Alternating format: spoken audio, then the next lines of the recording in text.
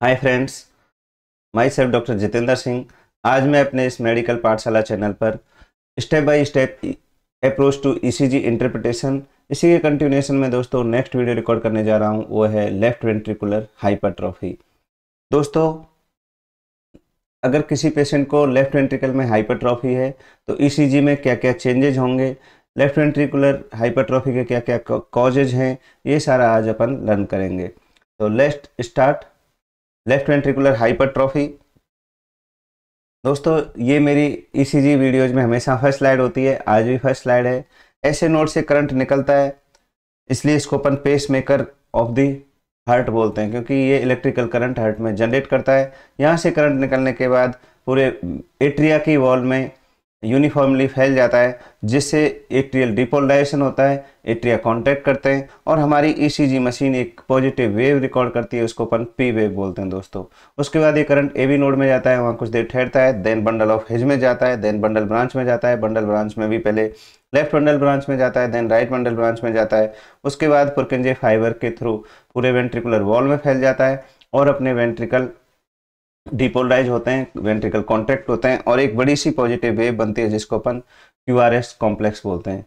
तो दोस्तों, अगर अपने वेंट्रिकल के अंदर कोई पैथोलॉजी होगी तो अपने जो ईसीजी है उसके अंदर क्यूआरएस वेव या क्यूआरएस कॉम्प्लेक्स उसके अंदर वो रिफ्लेक्ट करेगी। दोस्तों, अगर पेशेंट को लेफ्ट वेंट्रिकुलर हाइपरट्रॉफी या राइट वेंट्रिकुलर हाइपरट्रॉफी होती है तो ये क्यूआरएस बड़े बड़े बनेंगे। दोस्तों, बड़े बड़े क्यों बनेंगे? अगर किसी वेंट्रिकल की मसल मोटी होगी या मसल ज़्यादा होगी, मसल मास ज़्यादा होगा, तो उसमें इलेक्ट्रिकल करंट भी ज़्यादा जनरेट होगा। दोस्तों, तो ज़्यादा करंट जनरेट होगा तो अपन जानते हैं ईसीजी के अंदर वाई एक्सिस पर वोल्टेज होता है, इसलिए क्यूआरएस कॉम्प्लेक्स के वोल्टेज बढ़ जाएंगे और इसके क्यूआरएस कॉम्प्लेक्स बड़े बड़े बनेंगे और टॉल बनेंगे। दोस्तों, लेट्स देखते हैं आगे कैसे दिखेंगे ईसीजी में। दोस्तों, जैसा मैंने बताया, दोनों ही, चाहे वो पेशेंट को राइट वेंट्रिकुलर हाइपरट्रॉफी है चाहे पेशेंट को लेफ्ट वेंट्रिकुलर हाइपरट्रॉफी है, दोनों ही केस में क्यूआरएस कॉम्प्लेक्स बड़े बड़े बनेंगे। लेकिन अगर पेशेंट को लेफ्ट वेंट्रिकुलर हाइपरट्रॉफी है तो अपनी जो लेफ्ट साइड की लीड है V5 एंड V6 में क्यूआरएस कॉम्प्लेक्स बड़े बड़े दिखेंगे अपने को। अगर पेशेंट को राइट वेंट्रिकुलर हाइपरट्रॉफी है तो राइट साइड की जो लीड है V1 V2 लीड, जो कि राइट साइड में होती है हार्ट के कंपेरेटिवली, उनके क्यूआरएस बड़े बड़े दिखेंगे। आगे सेम चीज़ यहाँ लिखिए दोस्तों। अगर लेफ्ट वेंट्रिकुलर एनलार्जमेंट है तो लेफ्ट साइड की जो चेस्ट लीड है V5 V6, इसमें भी अपन एक पर्टिकुलर अगर देखना चाहे तो आपको हमेशा V5 देखनी है। V5 को याद रखना है कि V5 अपन देखेंगे। V5 V6 लीड में अच्छी दिखती हैं और V5 V6 के जो QRS हैं वो टॉल बनेंगे। दोस्तों, टॉल आर वेव भी बनेगी इन AVL में भी, क्योंकि AVL भी जो है लेफ्ट साइड की लीड है। अगर AVL में टॉल आर वेव बन रही है मोर देन 11 mm तो भी अपन बोलेंगे दोस्तों उसको पेशेंट को LVH है। उसके अगेंस्ट मतलब राइट साइड की, सॉरी, जो लेफ्ट वेंट्रिकुलर हाइपरट्रॉफी है तो लेफ्ट साइड की जो लीड है V5 V6, इसमें तो टॉल आर वेव दिखेगी, लेकिन उसके जो अपोजिट साइड की जो राइट साइड की लीड है V1 और V2, उनकी जो एस वेव है वो बहुत डीप हो जाएगी, बहुत डीप एस वेव या बड़ी एस वेव बनेगी। तो दोस्तों, लेफ्ट वेंट्रिकुलर हाइपरट्रॉफी में लीड V5 और V6 जो लेफ्ट साइड की लीड है उनमें आर वेव बहुत बड़े बड़े बनेंगे या क्यूआरएस कॉम्प्लेक्स बहुत बड़े बड़े बनेंगे। और उसके अपोजिट जो राइट साइड की लीड है V1 और V2, उनके अंदर डीप एस वेव बनेगी। एस वेव बहुत नेगेटिव डायरेक्शन में काफ़ी गहरी होगी तो डीप एस वेव बनेगी। इसमें भी अगर अपन स्पेसिफिकली एक चीज़ देखें तो अपन V5 लीड देखेंगे और राइट साइड की में V2 लीड देखेंगे। दोस्तों, तो इन्हीं का आगे अपन देखेंगे। दूसरा, जैसा दोस्तों मैंने बताया कि जो क्यूआरएस कॉम्प्लेक्स बड़े बड़े हो जाते हैं लेफ्ट वेंट्रिकुलर हाइपरट्रॉफी में या इवन राइट वेंट्रिकुलर हाइपरट्रॉफी में, लेकिन दोस्तों केवल क्यूआरएस कॉम्प्लेक्स बड़े बड़े हैं, इसके बेसिस पे हम पेशेंट को नहीं बोल सकते कि इसको LVH है कि RVH है। क्यों? क्योंकि दोस्तों जो क्यूआरएस कॉम्प्लेक्स है, कई बार अगर पेशेंट को हाइपरट्रॉफी नहीं भी है तो भी क्यूआरएस कॉम्प्लेक्स बड़े बड़े दिख सकते हैं। जैसे अगर कोई पेशेंट एक पेशेंट बहुत ही लीन एंड थिन है और एक पेशेंट काफ़ी ओबीज है, और हम दोनों के चेस्ट लीड उसके लगा के ईसीजी रिकॉर्ड कर रहे हैं। तो दोस्तों जो पेशेंट लीन एंड थिन है उसके अगर जो अपन ईसीजी लीड लगाएंगे तो उसकी जो हार्ट एंड चेस्ट वॉल जो है उसके बीच में डिस्टेंस काफ़ी कम होगी, तो क्यूआरएस प्रॉपर एकदम बढ़िया से रिकॉर्ड होंगे, नॉर्मल होंगे या थोड़े बड़े होंगे। लेकिन अगर कोई पेशेंट बहुत ओबीज है, बहुत ही मोटा है, तो उसके अंदर क्या होगा, अगर अपन चेस्ट लीड से ईसीजी रिकॉर्ड करेंगे तो उसकी जो हार्ट और जो चेस्ट लीड लगी है चेस्ट वॉल पर उसके बीच की डिस्टेंस काफ़ी ज़्यादा होगी, तो इसका जो वोल्टेज रिकॉर्ड होगा वो थोड़ा सा कंपेरेटिवली कम रिकॉर्ड होगा। ऐसे ही अगर कोई पेशेंट सीओपीडी का पेशेंट है, उसके लंग्स के अंदर हाइपर इन्फ्लेशन हो जाता है दोस्तों, तो उसकी जो चेस्ट थोरेसिक कैविटी है थोड़ी सी फूल जाती है, मतलब तो अगर अपन उसको ईसीजी की लीड लगाएंगे तो उसमें भी सेम उसका जो हार्ट से और चेस्ट कैविटी की जो डिस्टेंस है बढ़ जाएगी, तो उसके ईसीजी जो क्यूआरएस कॉम्प्लेक्स बनेंगे वो भी दोस्तों थोड़े छोटे छोटे बनेंगे, उनका वोल्टेज कम होगा।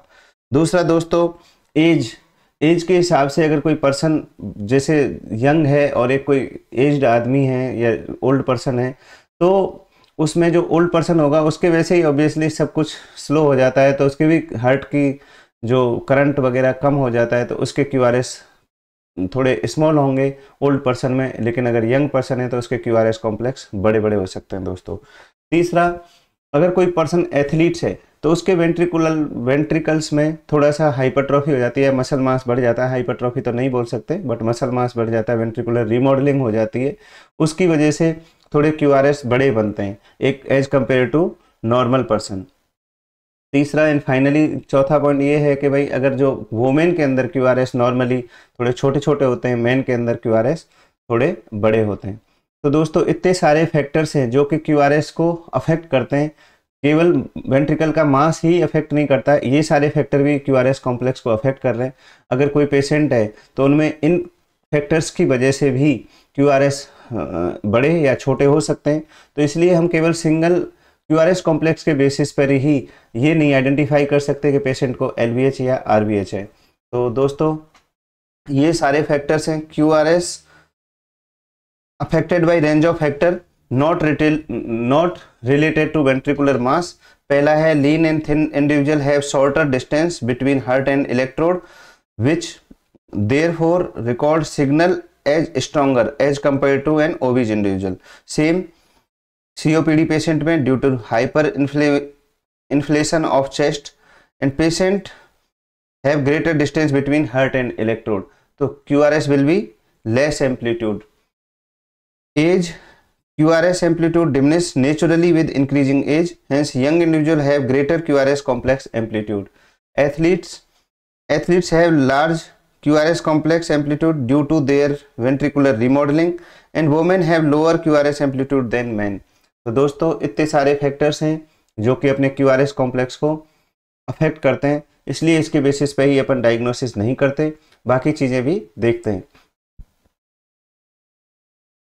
दोस्तों एलवीएच को डायग्नोस करने के लिए बहुत सारे साइंटिस्ट ने अलग अलग क्राइटेरिया दिए, उनमें कई क्राइटेरिया जो मोस्ट कॉमनली यूज्ड क्राइटेरिया हैं, ये 4 क्राइटेरिया हैं, अपन इनको अभी लर्न करेंगे।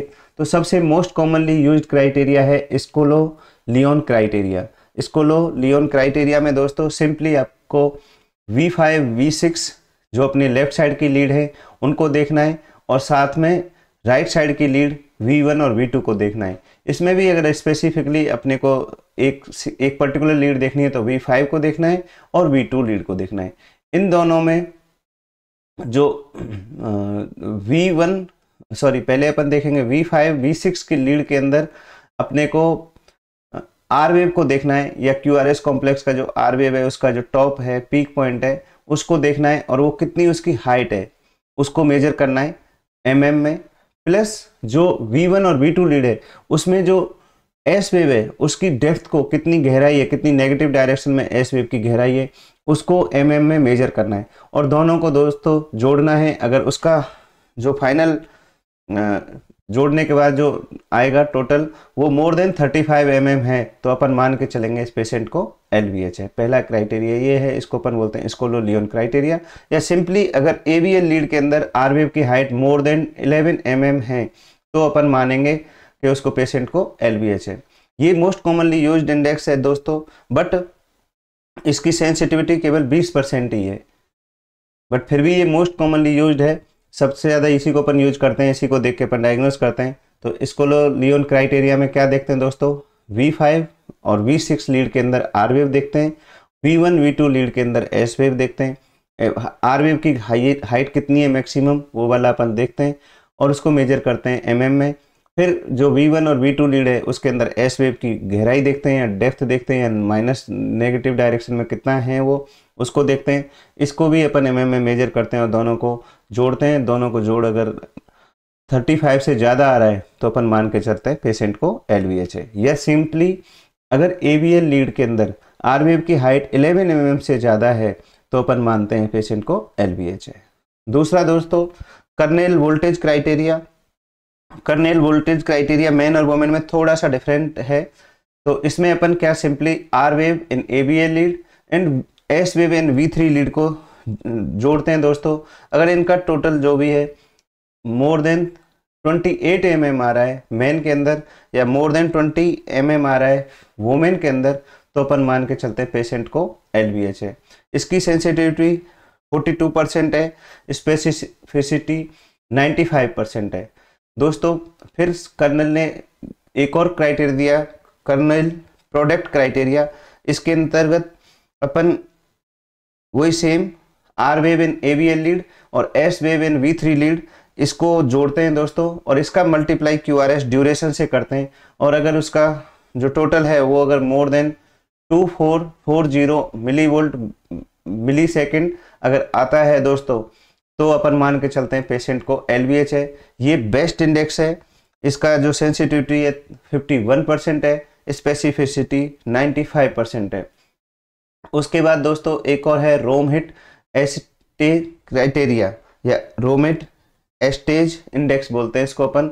इसने कई चीज़ों को मिला के सबके पॉइंट दिए दोस्तों कि अगर ये चीज़ें प्रेजेंट होंगी तो अपन इतने पॉइंट देंगे, ये चीज़ें होंगी तो इतने पॉइंट देंगे। ये सारे पॉइंट के बेसिस पे इसने ये अपना इंडेक्स बनाया। और अगर पेशेंट को 4 पॉइंट से ज़्यादा इस इंडेक्स के हिसाब से आ रहे हैं तो अपन मानेंगे कि प्रोबेबल पेशेंट को प्रोबेबली LVH है। और अगर मोर देन 5 पॉइंट आ रहे हैं या 5 पॉइंट आ रहे हैं तो मान के चलेंगे पेशेंट को LVH है। तो कौन कौन से पॉइंट इसने किस बेसिस पे दिए दोस्तों, तो रोमहिट एस्टेज स्कोर सिस्टम इसने स्कोरिंग कैसे किया। अगर किस पेशेंट को कोई भी लिम्ब लीड जो है, लिम्ब लीड आप जानते हो lead 1, lead 2, lead 3, AVL, AVF and AVR, इनके अंदर किसी भी लिम्ब लीड के अंदर आर वेव और एस वेव इनके अंदर अगर मोर देन 20 mm है तो अपन उसको 3 पॉइंट देंगे दोस्तों। या अगर पेशेंट की जो एस वेव है V1 और V2 के अंदर मोर देन 30 है या आर वेव V1 और V2 के अंदर आर वेव इन V5 और V6 के अंदर मोर देन 30 है तो अपन उसको 3 पॉइंट देंगे। तो सिंपली अपने को सबसे पहले क्या देखना है कि आर वेव और एस वेव की हाइट देखनी है। अगर वो लिम्ब लीड के अंदर किसी भी लिम्ब लीड के अंदर आर और एस वेव की हाइट मोर देन 20 है तो अपन उसको 3 पॉइंट दे देंगे।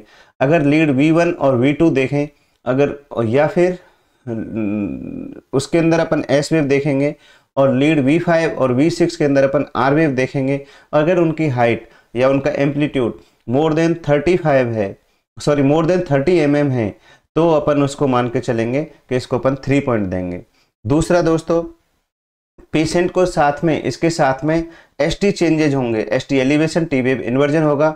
अगर पेशेंट को डिजॉक्सिन नहीं ले रहा है और फिर ये सारी चीज़ें आ रही है, ST चेंजेज आ रहे हैं, ST एलिवेशन या ST डिप्रेशन या T वेव इन्वर्जन दोस्तों, और पेशेंट डिजॉक्सिन ट्रीटमेंट नहीं ले रहा है तो अपन उसको 3 पॉइंट देंगे। अगर पेशेंट के यही सेम चेंजेज आ रहे हैं लेकिन पेशेंट डिजॉक्सिन ट्रीटमेंट ले रहा है तो अपन 1 पॉइंट देंगे। फिर उसके अलावा आप जानते हो कि भाई अगर पेशेंट को लेफ्ट वेंट्रिकुलर हाइपरट्रॉफी होगी तो पेशेंट को लेफ्ट एट्रियल एनलार्जमेंट भी होगा, क्योंकि फाइनली जो वेंट्रिकल का प्रेशर है वो एट्रियम में रिफ्लेक्ट करेगा।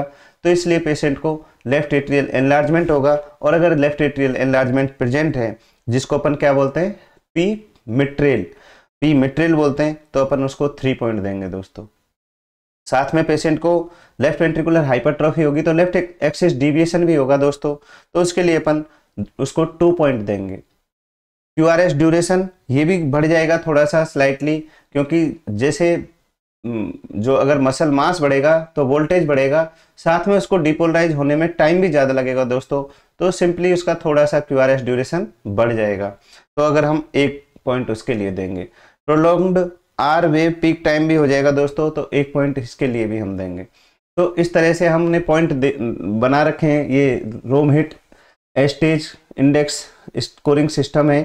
तो दोस्तों इन पॉइंट के बेसिस पे अगर किसी पेशेंट को 4 पॉइंट आ रहे हैं तो हम मान के चलेंगे इसको प्रोबेबल LVH है। तो आप सिंपली 2 ही पॉइंट देख लो ना, आप SV1 और SV2 में एस वेव इन V1 और V2 लीड में मोर देन 30 हो तो इसके लिए 3 पॉइंट दे दो, या पेशेंट को V5 और V6 लीड में R wave more than 30 mm हो तो इसके लिए 3 पॉइंट, तो यही हो गए। उसके बाद लेफ्ट एक्सिस डिविएशन देख लो, और साथ में ये ST चेंजेस काफ़ी कॉमनली दिखते हैं, इसके 3 पॉइंट भी देते हैं अपन, तो 3 पॉइंट इसके हो गए। तो इनमें से कोई 2 पॉइंट मिल गए तो आपका कंफर्म हो जाएगा कि ये पेशेंट LVH का पेशेंट है।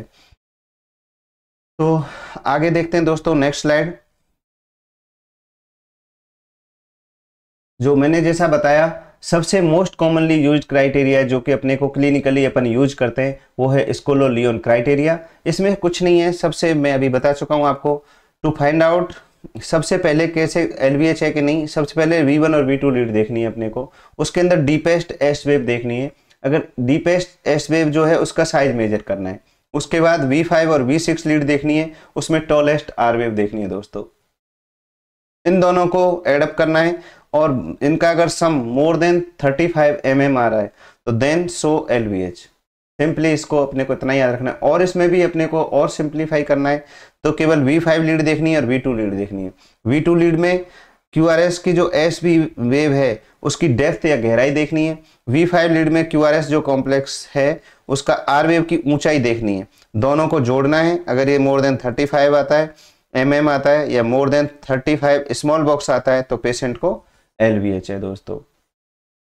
नेक्स्ट, अब ECG के अंदर क्या क्या चेंजेज होंगे, फाइनली ECG के अंदर क्या क्या चेंजेज अपने को दिखेंगे वो दोस्तों अभी अपन लर्न करने जा रहे हैं। तो सबसे पहले large R wave in left side lead, सबसे पहले ये आप जानते हो। और लेफ्ट साइड की लीड कौन कौन सी हैं, लीड V5 V6, साथ में फर्स्ट और ABL लीड, ये भी लेफ्ट साइड की लीड है। इनके अंदर लार्ज आर वेव दिखेगी। डीप एस वेव दिखेगी इन राइट साइड की लीड, जो V1 V2 है उनमें डीप एस वेव दिखेगी। तो अपन मान के चलेंगे indicate vector of left ventricle amplified हो गया है, ठीक है। दूसरा, ये एक पॉइंट तो ये सबसे इंपॉर्टेंट है, अपने को लार्ज आर वेव दिखेगी और डीप एस वेव दिखेगी। Deep S wave right side की लीड में V1 V2 में दिखेगी और large R wave left side की लीड V5 V6 में दिखेगी दोस्तों। उसके बाद सेकेंडरी ST-T चेंजेज भी होंगे। तो सेकेंडरी ST-T चेंजेज ये बहुत इंपॉर्टेंट है, बहुत कॉमनली दिखते हैं दोस्तों। अपन इसको MI समझते हैं, वो MI नहीं है। सबसे पहले अपन को अगर लार्ज आर वेव और डीप एस वेव दिख रही हैं तो अपने को सिंपली सोचना है कि इस पेशेंट को LVH तो नहीं है या RVH तो नहीं है। तो LVH अगर है पेशेंट को तो साथ में जो ST-T चेंजेज दिखेंगे दोस्तों लेफ्ट साइड की लीड में। लेफ्ट साइड की जो लीड होंगी कौन कौन सी होती हैं लेफ्ट साइड की लीड, जो अभी अपन कह रहे हैं V5 V6 दोस्तों, इसमें ST चेंजेस दिखेंगे। ST डिप्रेशन होगा और साथ में T वेव इन्वर्जन होगा दोस्तों। ST डिप्रेशन होगा एंड T वेव इन्वर्जन होगा लेफ्ट साइड की लीड में। लेकिन अगर हम राइट साइड की लीड की बात करें दोस्तों, राइट साइड की लीड में ST सेगमेंट एलिवेशन होगा और साथ में उसमें ST segment typically slightly concave होगा। ये बहुत इंपॉर्टेंट है दोस्तों। ये लगभग सारे ECG में दिखता है और अपन कंफ्यूज हो जाते हैं कि पेशेंट को MI है, लेकिन पेशेंट को MI नहीं है। अगर राइट साइड की जो अपनी जो QRS कॉम्प्लेक्स है उसकी हाइट बहुत ज़्यादा है, बड़े बड़े QRS बन रहे हैं, और तो देख के ही सबसे पहले अपने को LVH RVH के बारे में सोचना है।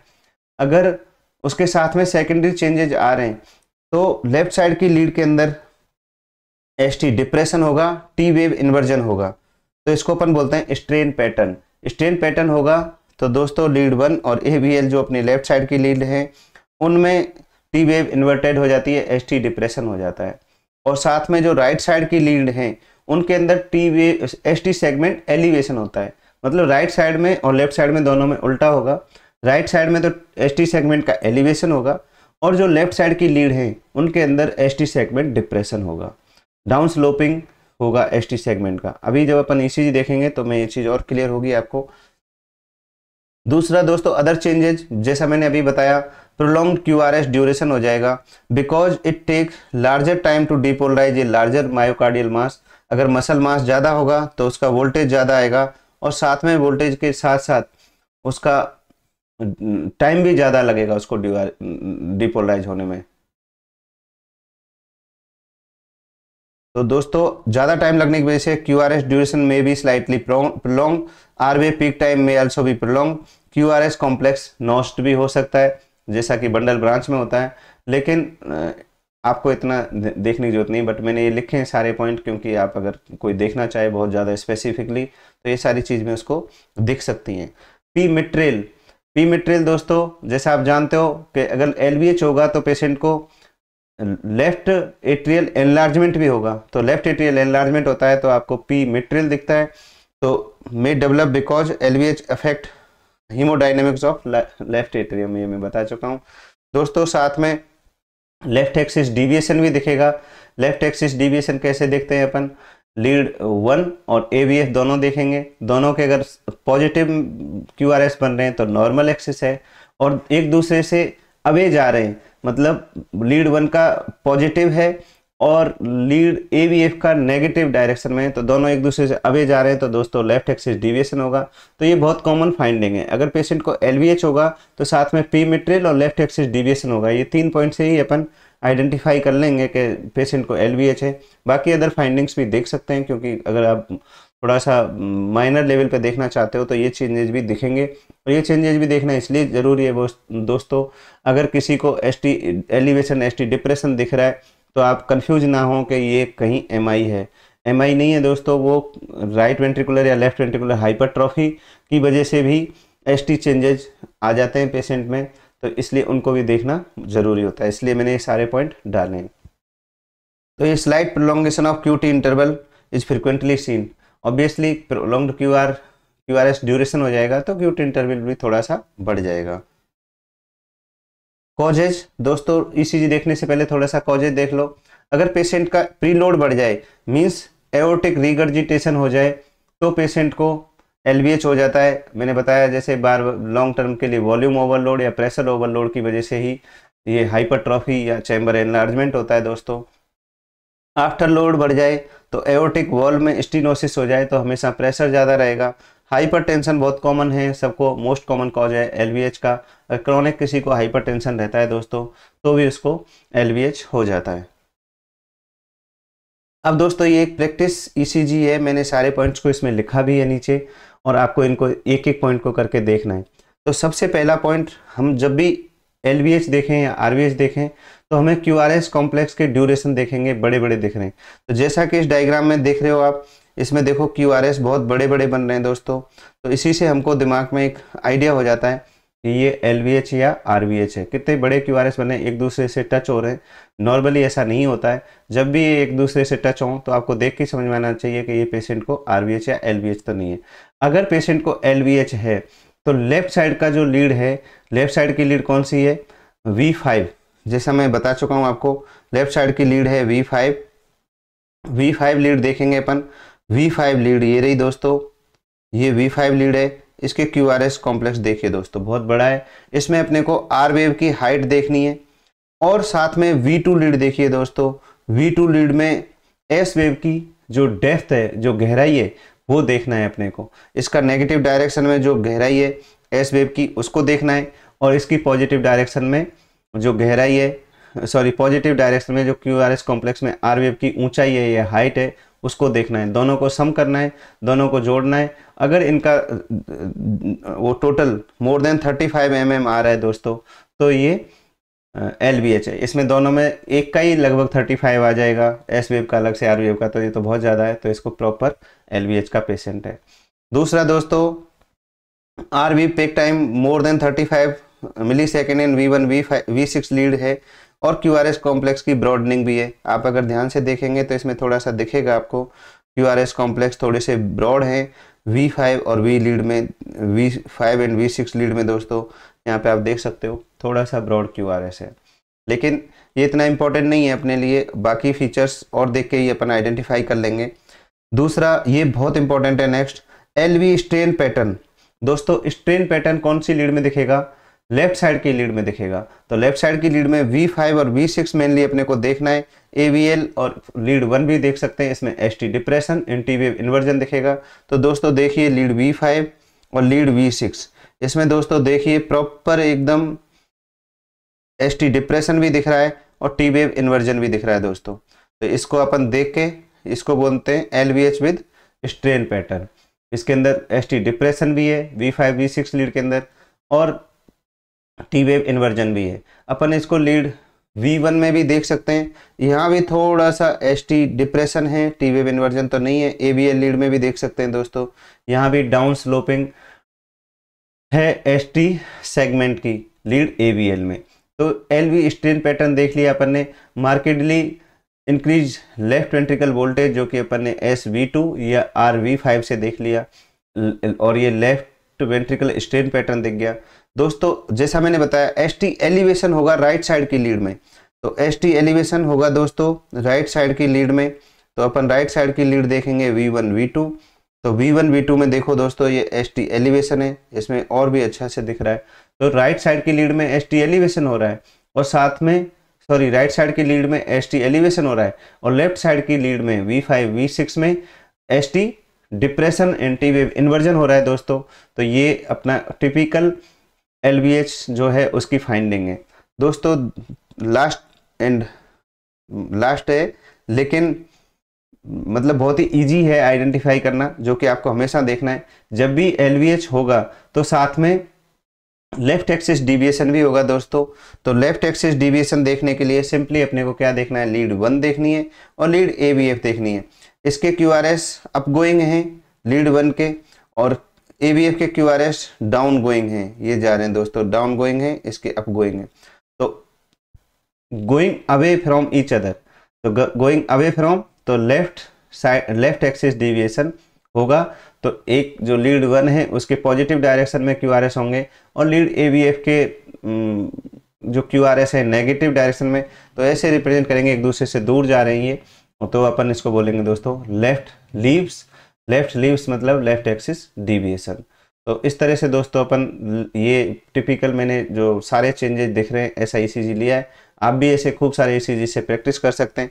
एक और ECG अपन देखेंगे दोस्तों, उसको भी अपन प्रैक्टिस के हिसाब से लिया है।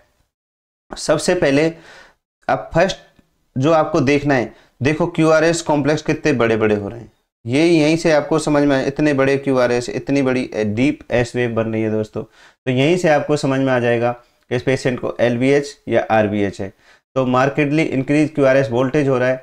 S वेव इन V3 देखिए आप, ये पन्ने से बाहर निकल रही है बिल्कुल, ये QRS V3 लीड है, इसकी जो S वेव है बाहर तक आ रही है, जो पेज है अपना प्रिंटिंग पेज है उससे भी आउटर जा रही है। V5 V6 में दोस्तों देखो, V5 V6 में स्ट्रेन पैटर्न दिख रहा है। V5 V6 ये रही लीड, इसमें ST depression and T wave inversion दिख रहा है, और साथ में राइट साइड की लीड जो देखो वो दोस्तों इनमें ST एलिवेशन दिख रहा है, कितना क्लियर कट दिख रहा है। तो ये टिपिकल फाइंडिंग्स हैं। अगर अपन लेफ्ट वेंट्रिकल हाइपरट्रॉफी देख रहे हैं तो जो उसकी V5 V6 लीड है उनमें ST डिप्रेशन या स्ट्रेन पैटर्न दिखेगा, टी वेव इन्वर्जन दिखेगा, और जो राइट साइड की लीड है V1 V2 V3 V4 इनके अंदर ST एलिवेशन दिखेगा, जो इसमें बहुत ही क्लियर कट दिख रहा है। दूसरा दोस्तों ये सारे चेंजेस के बेसिस पे अपन उसको आइडेंटिफाई कर सकते हैं। लेकिन इसमें देखिए एक्सिस की जो मैं अभी बता रहा था, लीड 1 में और AVF में दोनों में पॉजिटिव डायरेक्शन है, यहाँ अभी लेफ्ट एक्सिस डिविएशन नहीं दिख रहा है। बाकी ये इसके वोल्टेज बहुत ज़्यादा है, अगर इनका सम करेंगे अपन RV6 या SV2 तो वो मोर देन 35 ऑब्वियसली आएगा। तो वैसे ये दिख रहा है कि ये LVH है। दोस्तों एक और ईसीजी है, इसका भी अपन देखते हैं। एक स्लाइड और मैंने डाली है, इसको भी आप देखिए।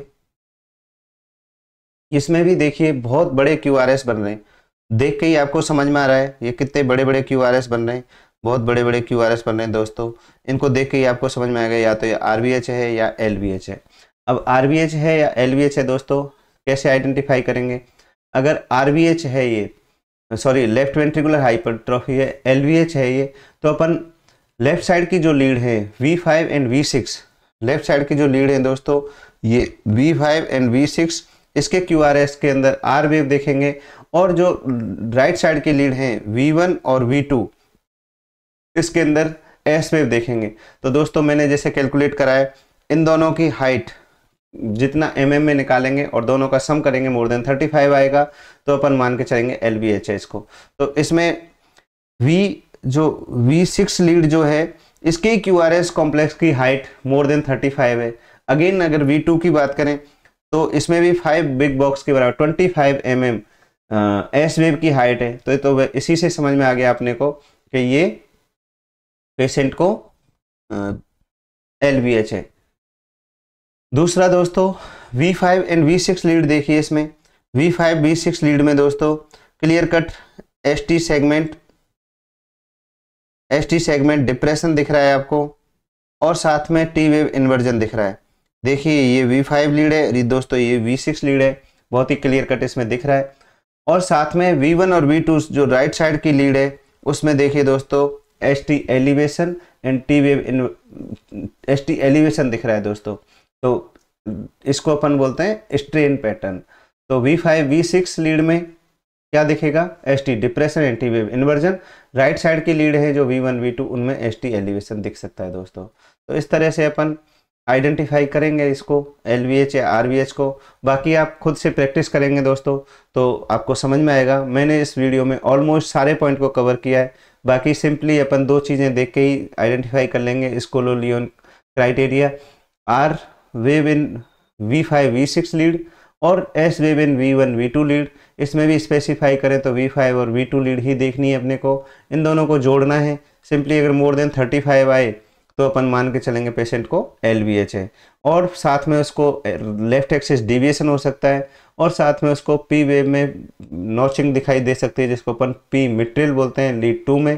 तो ये चीज़ें देख के ही अपन आइडेंटिफाई कर लेते हैं। बाकी ये माइनर, हाँ ये जो ST चेंजेज हैं ये बहुत इंपॉर्टेंट है, इनको ज़रूर देखना है आपको, इनसे कंफ्यूज भी नहीं करना है। ये 4 चीज़ें देख के आप आइडेंटिफाई कर सकते हो पेशेंट को LVH है कि RVH है कि MI है। थैंक यू दोस्तों, मिलते हैं नेक्स्ट वीडियो में।